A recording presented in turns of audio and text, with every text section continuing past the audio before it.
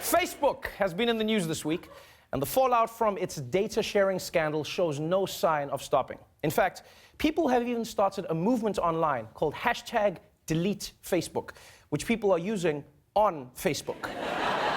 Which, if you think about it, is like seeing an abstinence video being the top clip on Pornhub. That's why last night, Facebook CEO and walking peanut allergy Mark Zuckerberg made a rare appearance on CNN to try and stop the bleeding.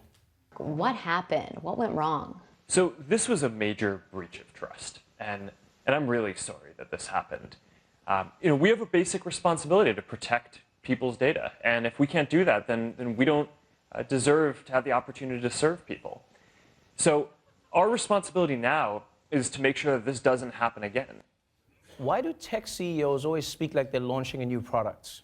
It's like, I'm proud to announce our newest innovation, the apology.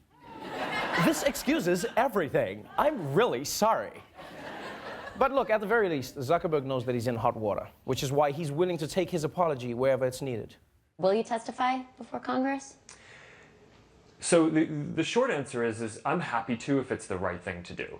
What we try to do is send the person at Facebook who will have the most knowledge about what Congress is trying to learn. So if that's me, then I am happy to go. Oh, wow, that's right. Zuckerberg says he's willing to testify. But if I was a congressman, I wouldn't want him to testify. Yeah, because you realize that dude knows everybody's secrets, right? If they try and grill Zuckerberg, he can just be like, sure, let's talk about transparency. Every few days, Congressman, you click on your daughter's best friend's bikini photos. Any more questions?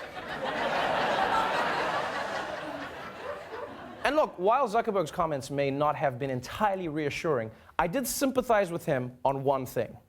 If you told me in 2004, when I was getting started with Facebook, that a big part of my responsibility today would be to help protect the integrity of elections against interference by other governments, I wouldn't have really believed that that was going to be something that I would have to work on 14 years later. Yeah, you have to admit, that is a weird situation to be in. This guy started out by basically making a hot or not website for his college, and now America is counting on him to protect the integrity of its elections. That's an insane world to be in. It's like if an asteroid was headed towards the Earth, and then for some reason we turned to the guy who invented Tinder. We're just like, Tinder guy, we need you to save us! And he's like, has anyone tried swiping left? It's my only move! For more on the Facebook fallout, we turn now to our senior tech correspondent and computer owner, Ronnie Chang, everybody.